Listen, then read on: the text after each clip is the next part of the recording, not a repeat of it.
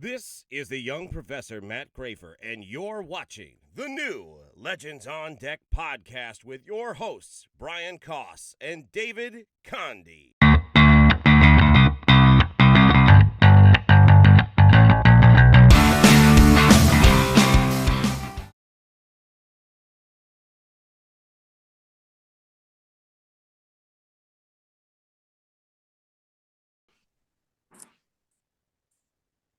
Welcome to episode 25 of the Legends on Deck podcast.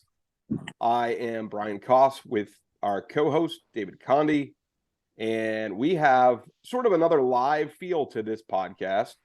We've got Dylan Spaulding out in Clearwater at a college softball tournament, and he's going to tell us a little bit about what's going on out there. This is the first of two tournaments that he's covering for Legends on Deck. One first being this weekend, and then the second being, I believe, next weekend. Yep. So what's going on out there, Dylan? Tell us who's playing, what the feel of the tournament is, and what's coming up in the next week here. So in terms of the play, 16 teams ended up coming this week to the tournament. Same thing as next week. 16 teams will be playing next week. There is no championship. It's not really a tournament. It's more of an invitational, if you will. Yep. But obviously 16 teams coming in, and this is a good, really prerequisite invitational, a good way. I think if you're a softball fan and say you weren't able to get tickets for next week, St. Pete Clearwater Invitational, which is going to be massive and broadcasted all over ESPN and such. If you couldn't get tickets for that, I would say this is a pretty good step up. Or a pretty good consolation, if you will. I think that's probably a better word to use, because great teams still. You got teams like Auburn, and we got Pitt and Fordham right now playing in a really close game, 4-0 as they're going into 6 right now here. So you got Northwestern and Tennessee, two power 25 top ranked teams in the NCAA softball rankings. So you gotta look at this tournament, and obviously it's not going to be maybe on the same level as I would say maybe next week's tournament, where you have like a ton of top 25 teams. But in terms of the level of competition, it's still high level competition. Today's been interesting because there were a lot of shutouts today, which is very rare, I feel like, sometimes, especially for how electric college softball can be. But I have to say it's been a great event. Obviously not as big as the Clearwater Invitational, but it's still been a great event. A lot of good teams came into this Invitational. So it should be a fun final couple of games, because really today's the last day. And then obviously everybody looks towards this upcoming weekend, next weekend, I should say, with the big softball tournament, the Clearwater Invitational, which is going to have, I believe, 13 Power 5 schools and then 3 mid-majors, with UCF being the one team that will be moving to the Big 12 next year. So there'll be a lot of good teams next week. And leaving Louisiana Lafayette, they're a top 25 team right now. So you're going to have some really good teams coming in here next week, and it's going to be packed, and it's going to be fun here for that weekend, as it'll run from Thursday up through, I believe, Sunday. Just for those that aren't as familiar with the college softball scene, this is officially like the kickoff of their season. Am I correct? This is like, these games count towards their record, or am I wrong about season? That? Yeah, for a lot of these teams, this is what they start out with, is this leadoff classic. A lot of teams, obviously, especially some of these northern teams that are coming in. Obviously, there are some teams here that are more southern. Maybe they could have probably opted just to play home games at their home stadium, which some teams end up doing. But, you got a lot of northern teams here. You got teams like Howard, Fordham, Pitt, Louisville, Kentucky. You got a lot of northern teams. St. John's was another team that was just playing here. So you do got a lot of teams traveling down for this event, and you obviously will see that a lot with some of these events. But with next week's event, it's going to be very different. It's going to be a lot of top-tier programs. It's going to be very much like the College World Series. This event here is more similar to, I would say, just kind of a good way to bring everybody down, kind of get some nice weather in and such. Next week's event is going to be like a preseason legit. Not that this isn't legit at all, but next week's going to be the big deal. And I'm looking forward to seeing what it's going to be like next week. It should be an interesting invitational next week with some really top teams next week. But again, this is the opening of these teams' seasons. So for them, they get to enjoy some Florida weather. And I mean, how can you not complain right now? It's really nice out. It's like 60 degrees. So I can't complain. And I bet you these softball teams can't either. What's the atmosphere like with the fans? I mean, you said next year you have bigger teams coming in. So with this week, I mean, you posted on the site, I mean, how many teams are there right now for this weekend? 16 came this weekend. 16 will be there next weekend. Obviously, you got some bigger programs. Like, there will be more bigger programs. With this event, you got some smaller mid-major programs like St. John's, like a Southern, like a Howard. Fordham is another team as well. So you got some smaller, I would say, mid-major teams, maybe some teams that don't get a lot of attention. But in terms of the fan bases, I got to tell you what, some of these fan bases definitely traveled. They traveled well. There was a lot of fans watching Tennessee and Northwestern this afternoon. Louisville and Kentucky. There was a lot of Kentucky fans, and it's good because everybody really has a fan. Fans here for the game. I even saw some Fordham fans. I saw Southern fans. So it's good to see like everybody kind of coming together in the softball community and watching their team play. It's really neat because it's not only the big teams that brought a lot of their fans. You also see some of these like lower level, maybe mid-major type teams bringing some fans, which is good to see because, again, it's good to have that kind of mix, and it's fun to see the banter and stuff between the fans. So I think having everybody here and each team really represented by their fan base, I think it's a good thing to see. And obviously next week it'll be even crazier with teams like Florida State. They're going to be traveling. UCF is going to be traveling. There's going to be a lot of fans here next week. But I think for this event, and I don't know if this is the first year that they've done this or not, but I think for this event to kind of kick off the softball season, you've got to be pretty happy with what the crowds have been like. And I haven't been here for the night games, but I've been here for the day games, and the crowds have been really good. And there's some big crowds at some of these fields, especially if they're big matchups like Tennessee and Northwestern just here a little bit ago. Well, the one team that I see on there, which makes me happy, is St. John's from the Big East. Being that I'm from New York, and St. John's was also, they were real big in basketball back in the day, and they actually had some good baseball teams. Yeah. Did you get to see any of the St. John's games at all? I did. I actually was watching them. They played Southern over here at this field. Actually, if I can, I'll try to see if I can turn my camera around here. So this is the field right here. Auburn's currently warming up. Pitt's over here playing Fordham. They're finishing up. They were part of the 10 o'clock slate. So I did get to see St. John's for 2 games this weekend, and they look pretty good. They look good in their game against Southern. Obviously, that should have been a game that I imagine they probably should have won. I mean, just on paper, Southern or St. John's is a better school, I think, on paper in terms of their talent level and such, and obviously in a bigger conference as well than Southern. So I think St. John's should have easily won, and they did end up shutting them out as well. But I did get to see a couple of St. John's games, and I've gotten to see a couple of these Power 5 games as well. I got to see Louisville and Kentucky. I mean, that was a great rivalry game, and it ended up kind of getting a little out of hand later in the game. But there's been some really fun matchups, and again, they've put together these teams very well. I think that's what's been great to see about this tournament is to see these teams getting put and matched up together very well with some nice little rivalries as well in the mix here for this weekend.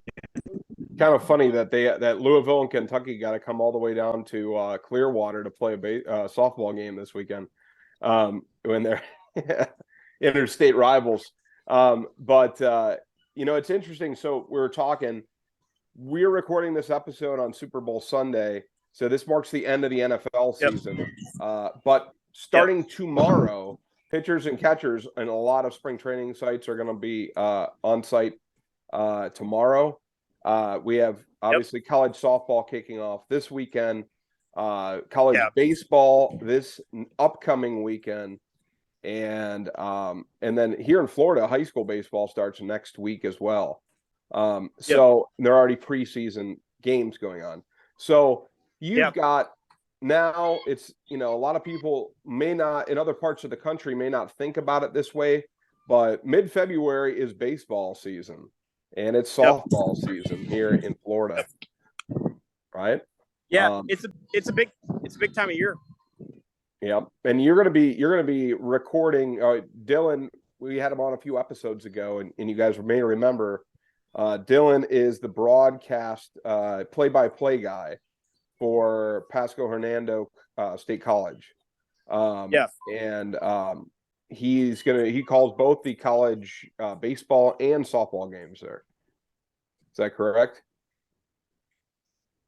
Yep, that would be correct. I've just got some baseball stuff already done, so I got some exciting stuff. And this is the time of year, if you're a baseball and softball fan, to be down here in Florida. There's just sports everywhere, but it should be a fun season. There's a lot of stuff here in February to get excited for, and I got a lot of stuff planned for the site, hopefully for articles. So for fans out there, just stay tuned. It should be a fun couple of weeks here for me. Hey, Dylan, what does the rest of your day look like? What are you doing the rest of today? Repeat the question one more time. I apologize. What does the rest of your day look like over there? What are you going to be doing at the fields? My goal is to really just kind of hop around and see some different games. Try to get some pictures of the players of some of the teams I haven't got a picture of, and highlight some of the different teams. Again, there's so many teams here, and I would like to try to highlight every team here at the facility and get some pictures of them and have, kind of each team represented on the site. I think that's kind of my main goal, and just watch some good softball. That's all I hope for today. Well, we thank you for bringing softball to Legends on Deck. Even though we're baseball, softball is still the same sport. So it's great to know what kind of, the college level is doing down here in Florida. Yeah, I love it. Softball is a great sport. It's an electric sport, and hope to be able to, get to spread that around to everybody in not only the baseball community, but also in the sports community as well. Cool. Absolutely. That's awesome. Yeah, I enjoy, sometimes watching college softball to me is just as exciting as watching the baseball side. Just because what like the energy that the girls bring to the game. Like if you watch a college softball game and there's chatter the whole time.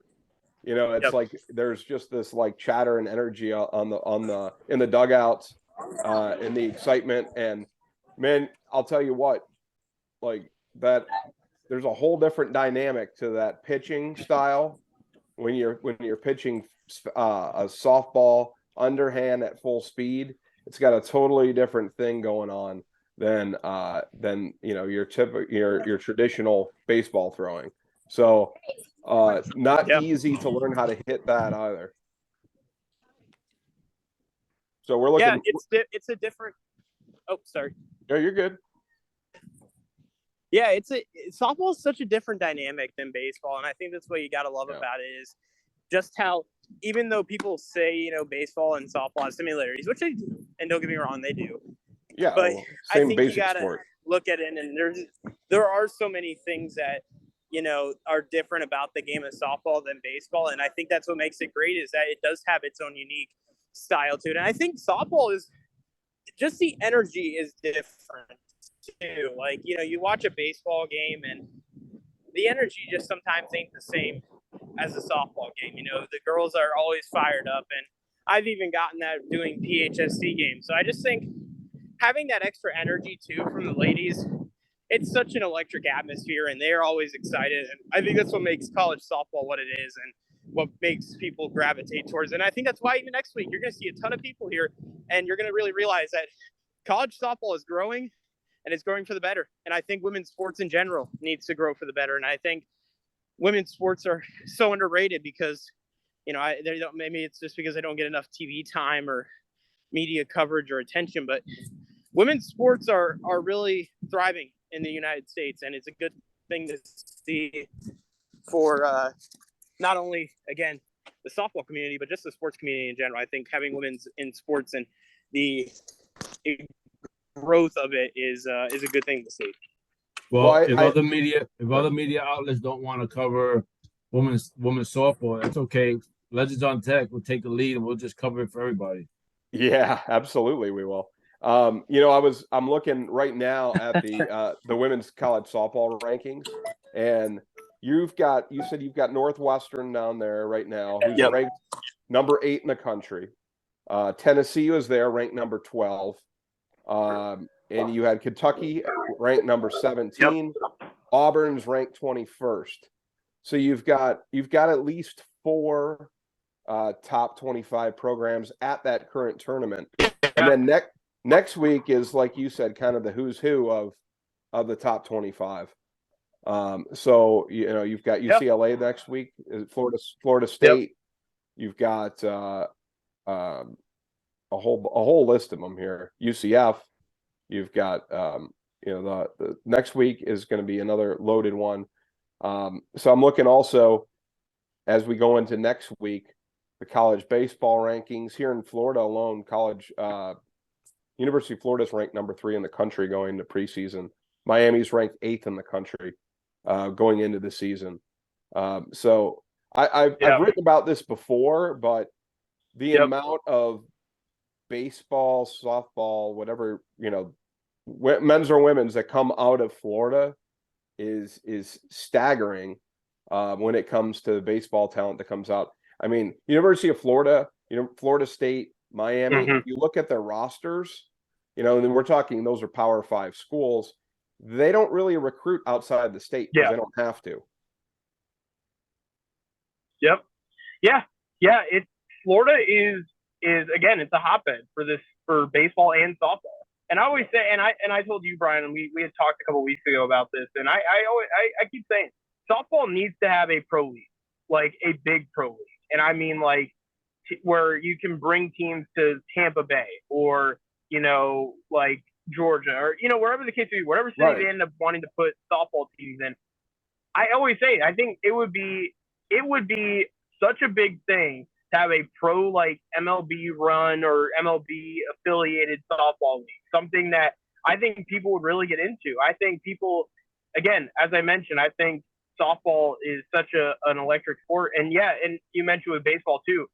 Again, the state of Florida for sports in general is growing. The amount of talent that comes out of this. I mean, you look at some of the players that are getting drafted. I mean, there are guys who are getting drafted out of high school here who play in Florida. We had guys who are getting drafted out of JUCO college here in Florida. JUCO level college in Florida is growing as well. And I think it's a positive thing to see for the sport. I mean, to have these, maybe smaller colleges not getting as much attention as maybe your Floridas, your Miamis of the world, and seeing them succeed and thrive with some top talent. Like, guys are transferring from D1 schools to go to these smaller Florida schools. Yep. We just had a game on Friday against State College of Florida. They had guys from the University of Marshall. They had guys from Florida State, from big schools, like massive, big programs for baseball. And they all transferred to JUCO college baseball. And it shows the amount of talent that really is throughout the state of Florida, not only at the D1 level, but also at these lower levels as well. And I think that baseball is just it's a baseball and softball right now are dominating in Florida, and it shows with not only the talent, but it shows with these teams as well and how loaded they are with this talent. I want to say one thing. One thing you mentioned about having a pro league, I think is way overdue. I mean, we have NBA, WNBA. You have there's other professional women in sports. I mean, they're playing college softball. They're getting to the end of it. They graduate and then do what? A lot of them get into baseball. They maybe get into coaching and stuff. But if they had a league that they can now get drafted into and kind of maybe however they want, continue to push that sport even further and further. I as you're saying that, I'm thinking about it. I'm looking at their Twitter page here. I really think that if a professional type of league to kind of get them beyond college and continue moving forward, I think is key. I think it's huge, and I think that's way overdue. I think that's something that should be in the works. I don't know if it is, but I mean, my understanding. Go ahead. I was going to say I know there is a pro league, but it doesn't get the same attention that the WNBA does, which is unfortunate. And it would be nice to see that league maybe grow at some point. And I don't know if it has or not. I'll be honest, I have not kept up with the league as much as I probably should. But it would be nice to have something similar to what the WNBA does, because you look at the WNBA is growing. I mean, the WNBA, there's a lot of good talent playing in the WNBA, and people are getting around their WNBA team now. I mean, you see teams. I remember a couple of years Chicago Sky won the WNBA championship. A ton of people at their parade ceremony, so it shows that their support with women's sports, and then obviously in the league at the moment. I don't know if there's a league that I'm forgetting or something. Maybe like a women's hockey league that might be pretty popular, but I know for sure the WNBA is one of the bigger leagues, obviously with the NBA presence to it. But I think college softball, or I think pro softball would be really, would be something that they would really thrive. I really do. I think people would really get involved with it. And I mean, I would be a fan of it. I would love it. I would go to games. Honestly, I might even be I would buy season tickets for it if I had the chance to, because I really do think that would be such an electric. Every game would be electric, and I think people would if it's similar to what we see in college softball now. I think people would love a pro league, because I think it would make it fun, and I think that's what baseball sometimes lacks, is the fun energy that you can bring to a ballpark, and I think that's what you see now with the Savannah Bananas and some minor league teams as well, is that fun energy they brings people to the ballpark. And MLB, not many times do you see that happening. So I think if softball can do that and bring that fun energy that it already has now, I think people would really go to these pro softball games if a pro league were to come up, a big pro league at that. Go ahead. Yeah, bye. I was training my son. My son was training catching the other day, and I was watching these little girls, maybe 3-4 years old, playing softball and practicing and stuff, and throwing the ball a lot harder than you would even imagine. And it starts so young, so just like baseball, right? They start so young. They're playing softball. They have these leagues. They have these travel leagues, and then they do have a national pro fastball, women's professional league, or it says women's pro softball league, but they're not really known. Like, I didn't really know about them. They're not really out there. There's not a lot of fanfare. There's not anything out there that really knows. You just know about the colleges, and they stop. So maybe that's something that needs to happen. MLB, start something up. Work with them to create something and create a stadium for them, or side stadium, or depending. Because softball season goes along with the college season goes along with spring training almost to the end of the season, right? And then you start the summer league. They can have a stadium set up for them. I mean, I think easily you get 5 teams around the country quickly with something like that. Yeah, I think that the key would be getting Major League Baseball to invest. I mean, you're saying, the current league, professional league that exists, or there may be several leagues that are kind of out there, but I think they have more of the. You can almost bet these girls are working other jobs, kind of like the way that in the old days, 100 years ago, where a lot of ball players had to do the same thing. Which there's nothing wrong with that.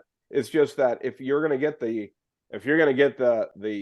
publicity behind the sport, I think you need an investment, and I think Major League Baseball would probably be well served to do something like that, because it is their sport. If they could capture that on the women's side, and then you're pulling in a whole different fan base, and you're continuing, like David said, that you're continuing. There's the hype of the girls college World Series, and that's a very exciting event broadcasted on ESPN. It's an annual event like the College World Series is for men. I'd say almost on par with that.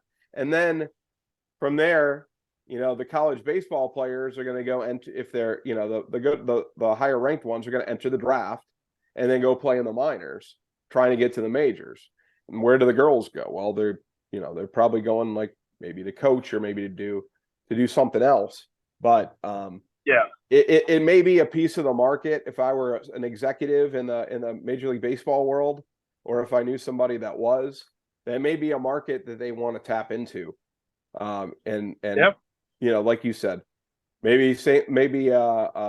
Pete, Tampa gets a team, and maybe Atlanta gets a team, and maybe 5 or 6 or 8 MLB towns, New York and up and down the coast, at least get a team going, and as you associate it with a major league team. And I think it would sell. You never know what would happen, but it seems like something that would be worth a shot.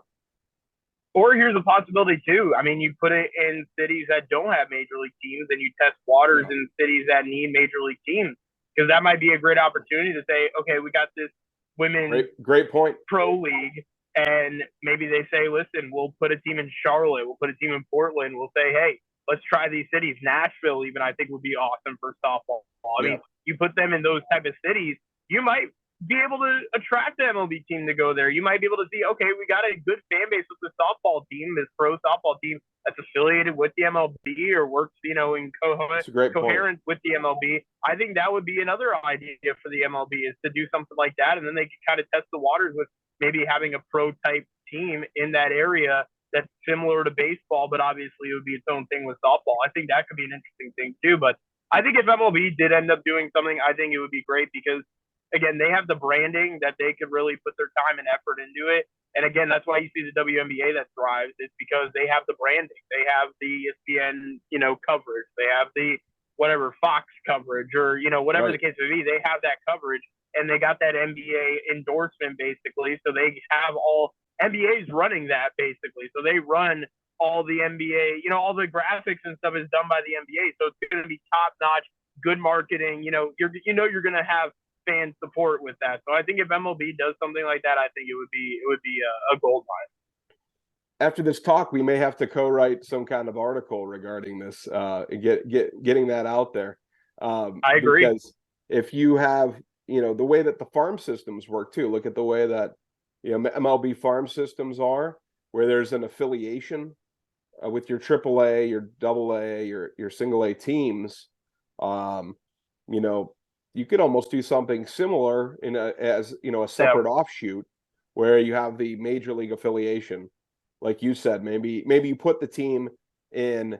Maybe Tampa has the Rays sponsor a team, but they put it in Orlando, or maybe the Braves sponsor a team, but they put it in Charlotte. Whatever way that would work. You could get the franchises invested, or just Major League Baseball directly. And like you said, testing the waters for maybe future expansion too. Yeah, well, you look at the WNBA. I mean, most of the WNBA teams are owned by the NBA teams. The New York Liberty are owned by the Brooklyn Nets. Let me try to think who else is. Atlanta Dream are owned by the Atlanta Hawks. And they all have remnants of the NBA team as well, which is why you could maybe make something like, instead of the Tampa Bay Rays, it could be like the Tampa Bay, I don't know, Suns or whatever. I'm just throwing a name out there, but you could do something like that where, you kind of know, all right, this is the affiliate softball team of the Tampa Bay Rays, but it's a part of their league. It's their own entity and such. And I think that would be really cool to see, because not only would you get new fans who would support that team, but you also get a race fan. Oh, what's this new softball team that the Rays are going? And I think that would be an opportunity as well to get that league to grow if it ended up ever happening. And I think that would be great for softball as a whole. So I'm interested to see what will happen with that. Right now, I don't imagine there are any talks at this point right now for a pro league like what we're talking about here on the show to happen at this point right now. But you never know what's underneath the mat, if you will, for the MLB. They might have been talking about it for years. And I mean, you look, there's women players who are playing in baseball right now, in pro baseball. I think we are getting closer to having some sort of league, whether it's a women's baseball league or whether it's a women's softball, whatever the case may be. I mean, I would think women's softball probably be more, I would say, I'm trying to think of the correct word to use here. I feel like women's softball league would probably be, you'll probably have more players come in more mass appeal to the girls. Stuff, Exactly. I think there will probably be more people, more talent, if you will, that you'll be able to bring in. But I think hopefully soon we'll have some sort of league that people can join. And I think softball, and I think it'll be great. I think it'll really be awesome. And I would love to have welcome to the 2025 softball draft day or something. I think that would be awesome to have something like that. Yeah, I mean, if you look at the there is a women's softball classic that gets played every year, a World Cup, and you have United States, Japan, Australia, New Zealand, China, Canada, Chinese, Taipei, and Philippines. So around the world, there's teams there, and those teams are put together from other teams, right? So they put the classic teams together. So it's just mind-boggling that Major League Baseball hasn't even like jumped on that and created something, because they're the big dogs of it all, right? They're the ones that are going to create something that's going to last. You know, they're the ones, you know, they are, you know, worried about the money, and that's maybe why they did a lot of the cutbacks with the minor leagues. But at the end of the day, they're the ones that if they create it, it'll stick. You know, if they put it together, it's, you know, they're in London, they're all over the world taking baseball everywhere. And you would think something like this, you know, it's not like it's something that has to be recreated. It's already there. You know, and if you create something, how many are going to come, you know, they're going to be able to play, you know, going to fill the team. You can probably fill 2 levels of minor leagues and a major league level with the talent that's out there with softball. Mm-hmm. Yeah. Yeah. And you look at, again, as I mentioned, women in baseball is becoming a bigger thing. You look at Rachel Balkovec, she's back for a second year. There's coaches now who are making history, and there's women executives. Like, I mean, there's so many opportunities now for women in baseball.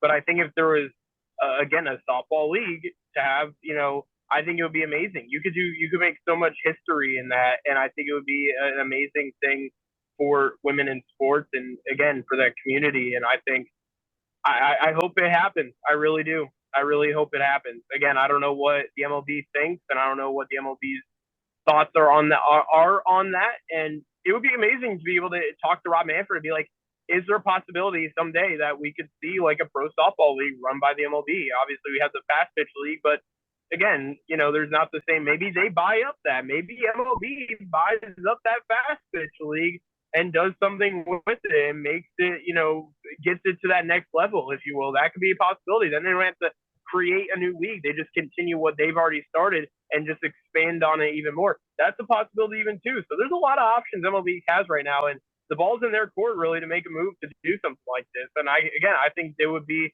a cash cow. I think they would do really good in it, and I think women and softball players alike would be very happy about it. And it'll be something that they could look forward to after college softball. Hey, we got the platform, so maybe we just put the story out. Hey, MLB, what about a pro softball league? Let's go. Let's get started. That's right. The idea came from Legends awesome. on Deck. The idea came from here. That's cool. Well, Dylan, we're going to I want to let you go see the rest of those games out there. So I don't want to keep you all day, but we're looking forward to seeing your recaps of it. I know Dylan told me earlier that he's going to try to take pictures of all the clubs, or at least some of the action shots on the field and some of the players out on the field, so he could share some of that on the website. So we could see all the talent that was out on the field, all the players, all the teams, the coaches, kind of what the atmosphere was like. We really appreciate you coming on to share your experience there live with us. And maybe we're on to something here with the softball league. Yeah, hopefully so. And I appreciate you guys having me on, and I'm excited for the rest of the day going forward. Now, the rest of my photos, I will say, are going to be phone photos. My camera is like it's understandable. Literally dead. So, but I'll be taking some photos of all the rest of the teams. I believe there's probably like, I don't know, a couple more teams remaining. I know Texas is supposed to be slated to play, and a couple other teams are playing here at 12:30. So I'll get a couple more pictures, and we'll be having those out on the site. And then hopefully we'll be able to do this next week. Next week's the big tournament. It might be a little bit tougher because there's a ton of people going to be here next week. It's going to be ridiculously packed, and it's going to be a good thing for softball to see that many fans here. But what an event this has been. Obviously, a little bit smaller than maybe what's going to be next week, but it's still a great event. I mean, college softball is back, and you got to love it. I mean, if you're a softball fan, baseball fan, college fan, whatever the case may be, you got to love this time of year. It's a great time to be a baseball/softball fan right now. Awesome, buddy. Thank you for taking the time out of your busy, crazy day to come on the show and share that. And we're 100% behind you. You came to us with the idea, hey, can we cover softball? Definitely. Definitely. I think Legends on Deck is gonna put it on a different map, and we're gonna maybe get some doors open for them in some way. Yeah, I love it. And I've been talking to actually one of our PHSC players, and I may be trying to get her to join with Legends on Deck, who plays for softball for PHSC. So I'm waiting on her to see if it's going to be official or not, but I'm hoping that she'll end up putting her name in and try to write with you guys and cover some more softball. And I think having that mindset of, a pro or not pro player, collegiate player who plays collegiate softball and knows the game very well, I think having that mindset will be another addition to growing the softball coverage here on the site. So I'm hoping she says yes to it and hoping she would be open to doing it. But I think that would be another great way to grow the site and to grow this coverage of softball, because again, softball is a great sport. And if you haven't gone to a softball game, definitely go out. It is a very entertaining and fun sport to get involved with and be a part of. I actually want to hit against a softball pitcher one day without pulling out my back, because I know they probably throw a little bit harder. You want that rise ball coming at you.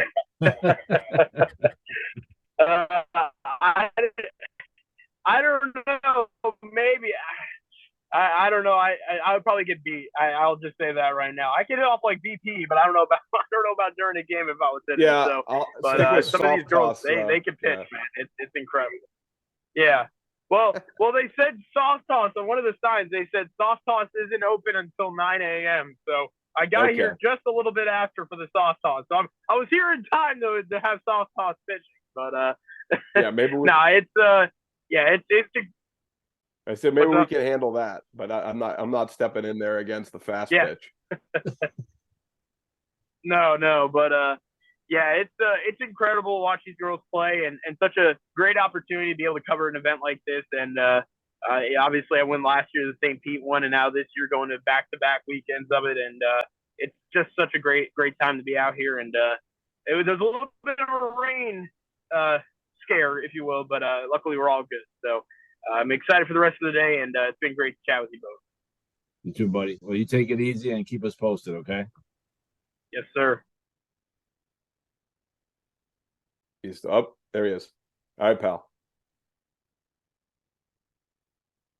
So I'm unmuted. Sorry about that. No, it's all right. So we're gonna jump in real quick, me and Brian.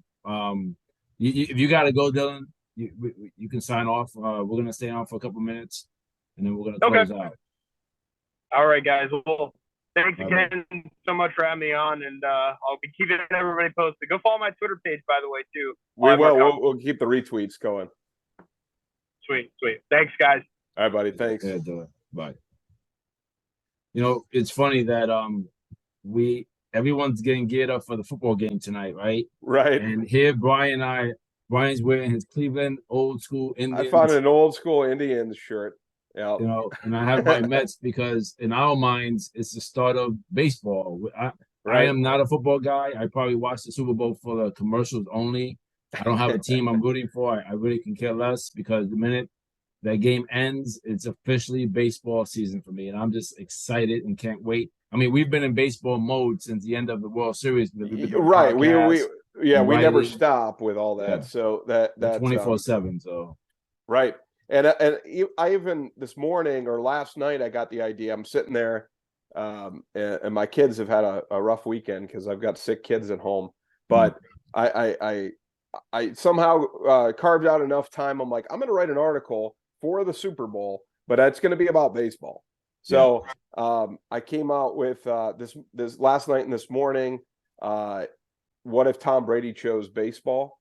I thought that was very interesting. I think the spin that you put in there, like even that what if series. I mean, I think there's so many different ways that you can even write about.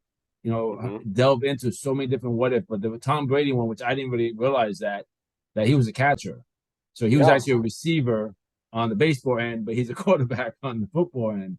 Right. But if you think about the catching position, we always think about there was.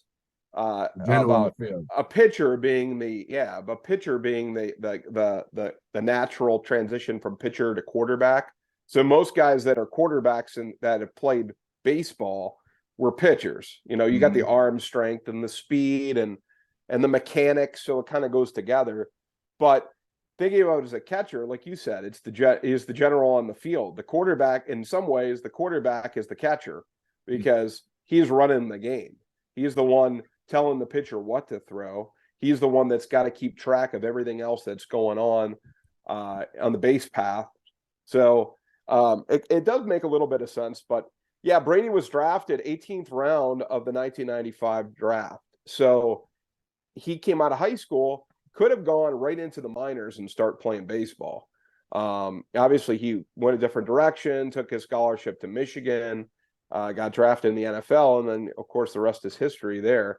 But it makes you wonder, and then he's not the only one out there. You know, Patrick Mahomes, who's playing in the Super Bowl tonight, his dad played for the Twins. Yeah, he's a ball player too. Dan Marino, John Elway, there's been a lot of them.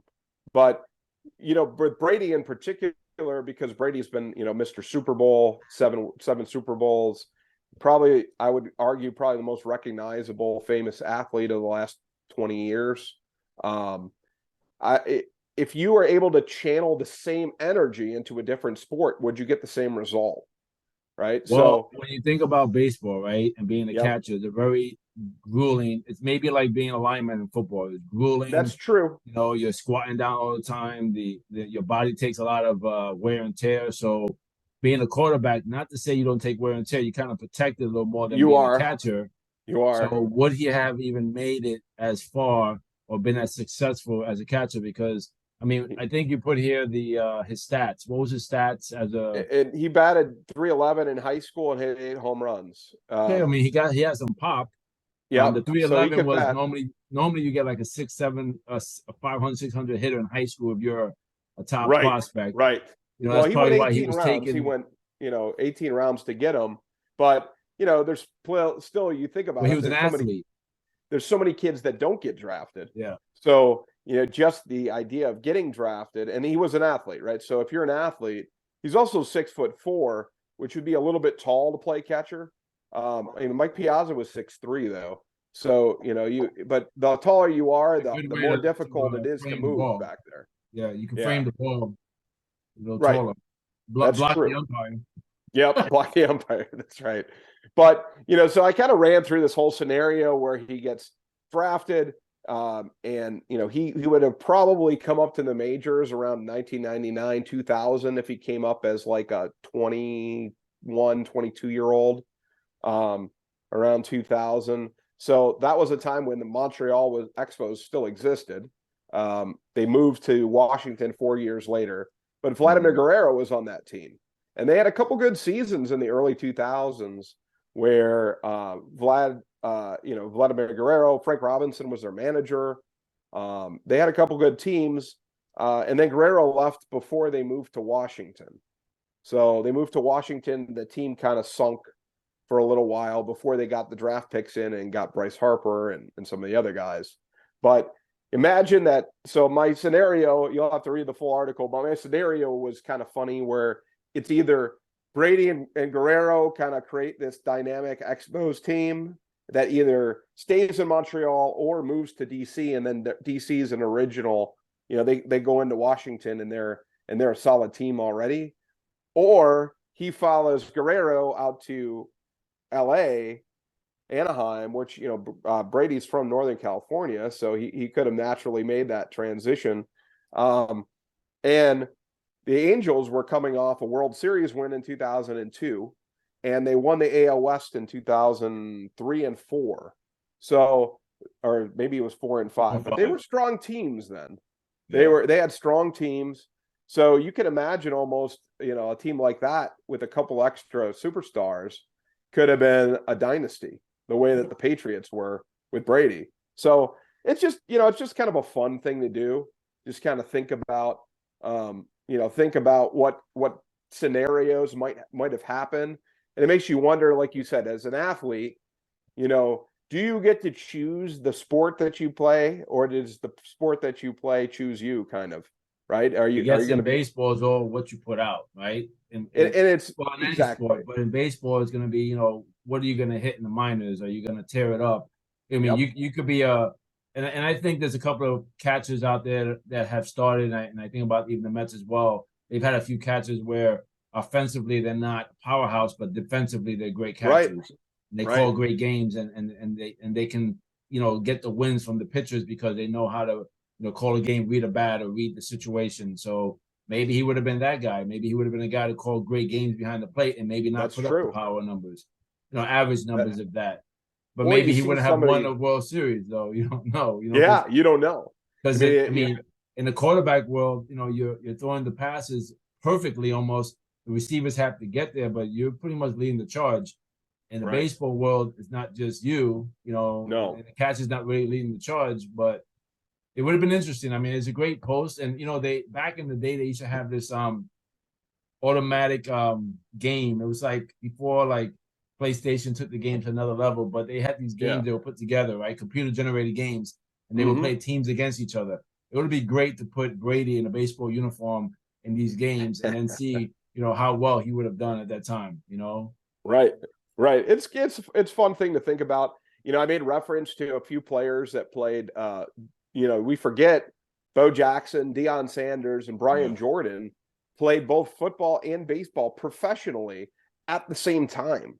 You know, you just think about scheduling wise, what that would consist of. You know, baseball and football cross paths in their seasons. There's obviously when the baseball season's over, football season continues, and then now as we're talking about football season ending and baseball starting, so it's probably, I don't think you could play obviously baseball and basketball simultaneously because there's too much overlap in the season. You know, you've got, by the time the baseball season starts, I mean, the NBA finals aren't until June, so you miss half the baseball season. But with football, with a 1-a-week game, and if you were allowed on those games to skip certain practices, obviously Bo Jackson and Deion figured it out, but almost unheard. I just don't see that happening anymore. Even with the super athletes that we have out there, I just don't see that being a thing anymore. Well, wouldn't it have been interesting to see Brady say, "Hey guys, the Yankees called me up. They need a backup catcher this weekend. I'm gonna go catch since we have a bye weekend. And I'm gonna go catch the Yankees." I mean, would it be interesting to see him? What would have happened if he would have picked that up and even, you know, attempted to go that route? I mean, it would be interesting now to see. No doubt. If you know, I know he's older now, but you know, can he still, you know, have that talent of, you know, maybe doing something for fun type of thing? Well, I'll tell you, if one of these minor league teams wants a nice promotion, or just hey, you know what? We got to call our friends at the Bananas. I could see them getting Tom Brady out there to take some hits. He can join the MLB alumni that's going to be playing the Bananas. Yeah, if they want to, if they want to, there's my idea out there for Jesse and company over there. Get Tom Brady to come out and play for the Bananas. I'll have him catch. He can dance a little bit. He can be a party animal, you know. No, I think that's a great series that you started. I mean, there's so many different angles, and I think we can even put it out there to the fans. Yeah, what would you like to hear? What if scenario would you like us to write about, or even put our spin on it? You know, right? Put it on as it's a good brainstorming exercise. It makes you think about different scenarios and how they might turn out, and how they might turn out differently, or you know, one of my ideas, and I shared it with you earlier, but you know, there's the scenario, the kind of historically speaking, the Giants and the Dodgers left New York, right? So the Dodgers, I think the Giants might have left first. I have to look that up to verify. And then the Dodgers left Brooklyn.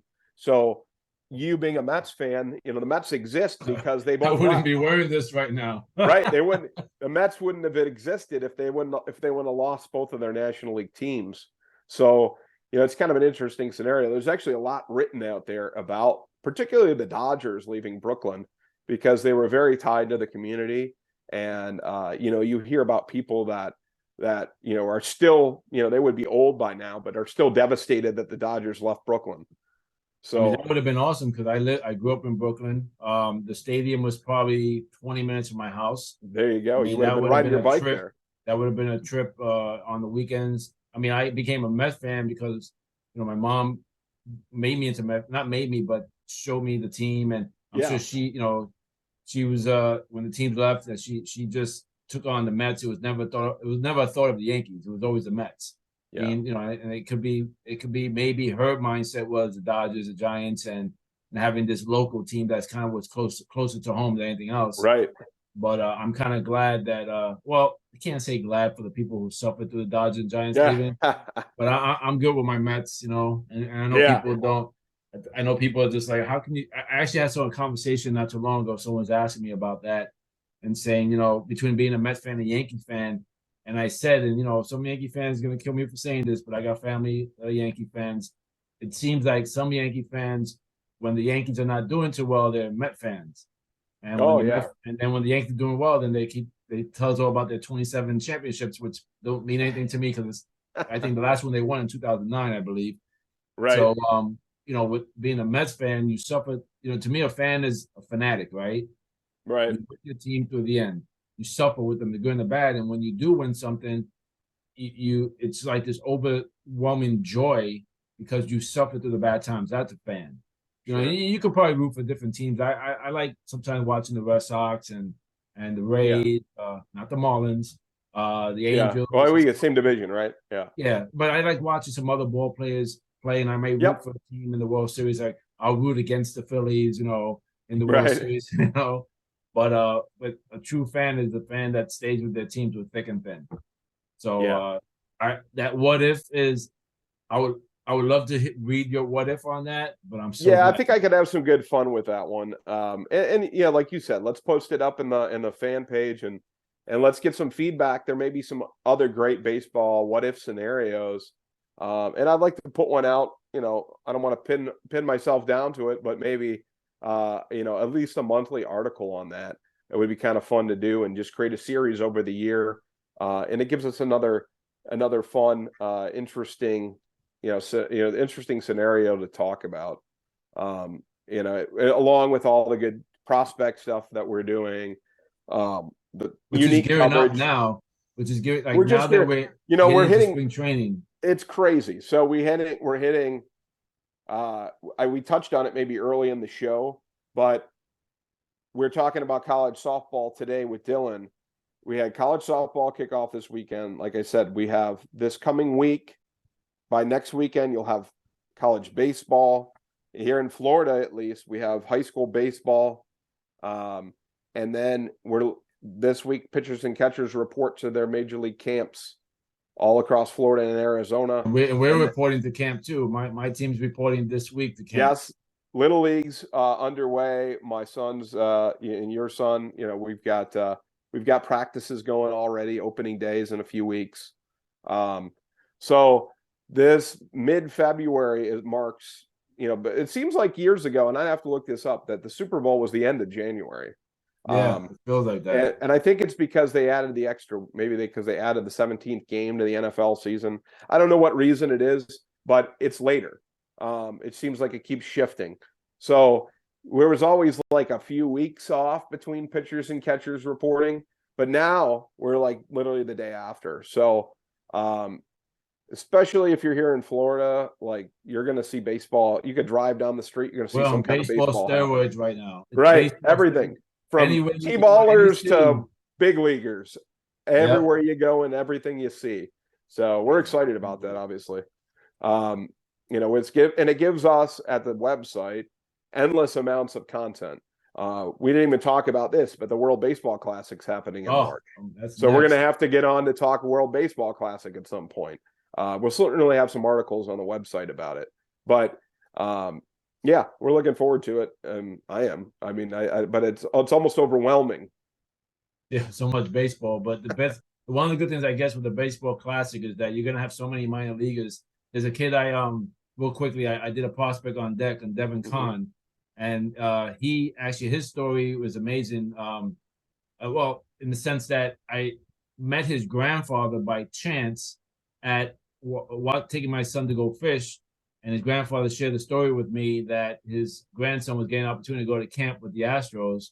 Yeah. So I did a prospect on deck on him, and he has a pretty good shot to maybe even, make his major league debut. He's done very well in the minor leagues as a pitcher. And, the Astros, even though they're stocked heavy on pitching, every once in a while they can use a rest day and maybe give a spot start to a kid. So the factor about Legends on Deck that I love is that what we do is anything baseball that's related to baseball we write about, right? And maybe we do things that other sites really don't do. We cover more now than we've covered in the past. Like it's not just minor league, major league, it's amateur, it's softball, it's little league, it's college. I mean, we've really expanded Legends on Deck to be like almost the one place where you can gravitate and get a good story on baseball, even with the podcast, and I think that's something that we've recreated the site in a way, and I think I feel like it's going in the right direction. We're getting a lot of great feedback from a lot of our followers and readers, and if anything else I want to plug is anybody that wants to come and share a story or write with us. I mean, we are open to putting you out there and building your name and your brand, and just share about softball, baseball, Banana Land, college, anything that you want to share about regarding baseball. I mean, that's what Legends on Deck has been rebuilt, I think, in a great way, and will be able to withstand it. There's only so much you can write about the minors and the majors, but how much can you write about college softball and college baseball and Banana Land with their World Tour? I mean, you can cover that to the end of the earth. There's a baseball story around every corner. There's you can look around your own backyard and find interesting baseball content. And I think we're getting as much of that as we can get at Legends on Deck. And like you said, people that are among our readers out there and our listeners on the podcast, we're always interested in somebody that wants to share a good baseball story. So consider that. We'll take submissions. And we would love to have some extra writers on hand to join the growing community. Also join our Legends on Deck fan page. That's growing, and we're getting some Facebook. On Facebook. We're getting some good interaction on that page, and it continues to grow. Obviously, follow us on Twitter, which we've grown pretty well over the last, and subscribe to our YouTube page, which is where this podcast could be found. The other thing that we haven't mentioned yet is we are now on Spotify as well. We have all the audio of these podcasts that are on YouTube are now on Spotify. So if you don't want to see our faces but the argument was all my bad lighting that I have in my room all the time. But the idea was, which was brought to my attention and other people too, is that sometimes YouTube goes off.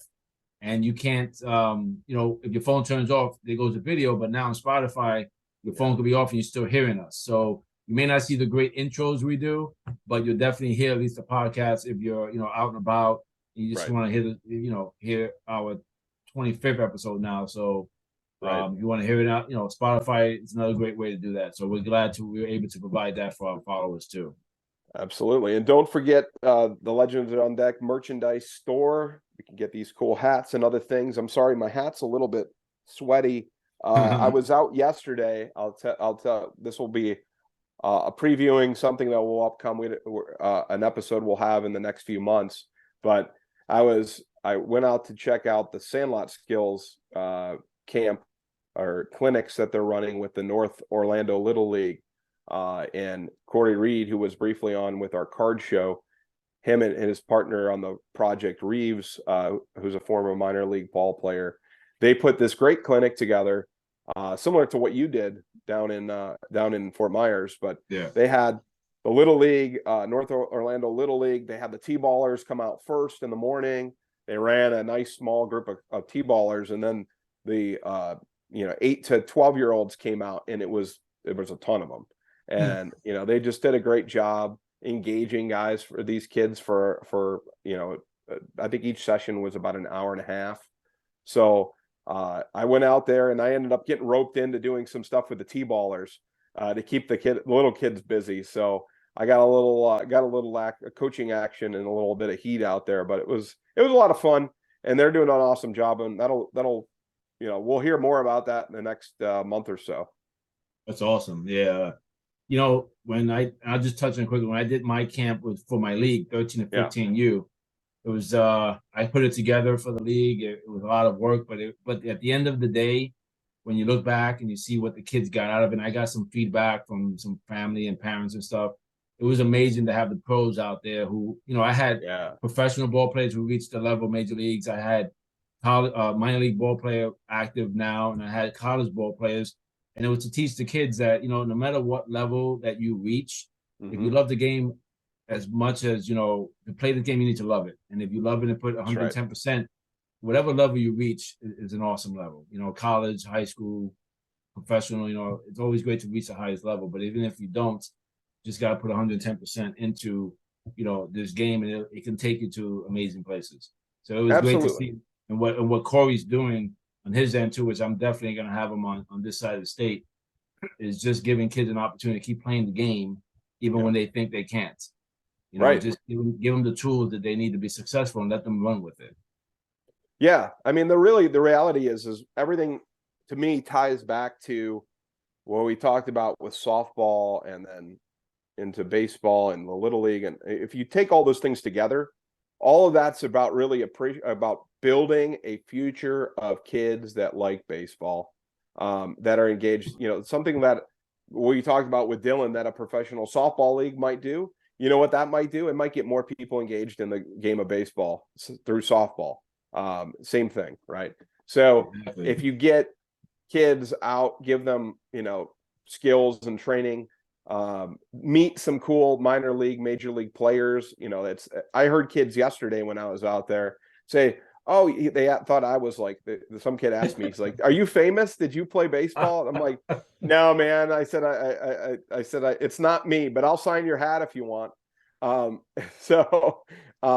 I'll have to sign Legends on Deck hats for everybody. There you go. But yes, I am famous. Let me send you my podcast.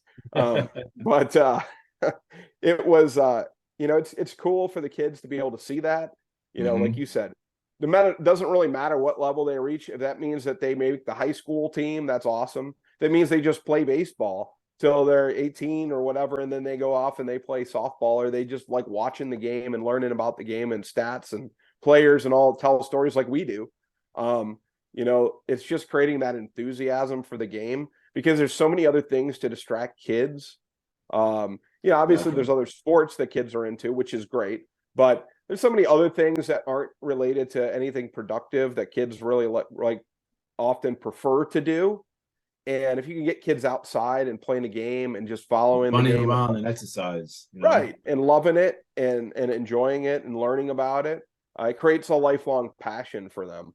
And if we're going to stay relevant as baseball writers and podcasters, and this is how Major League Baseball should be thinking, right?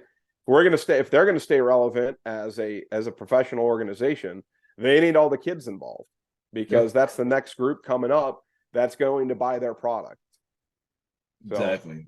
I think there's just, like I said, we'll be talking in the weeks to come with a lot of interesting guests and a lot. We just took a time out today to really just me and Brian need to reconnect a little bit. Just talk baseball. Think about us and things that are going on. This is like, I guess we could call this like the starting, like the beginning of the race right now, because this is the start line of the race for the baseball season. So whatever you call that when you start a marathon. I think we're on our way.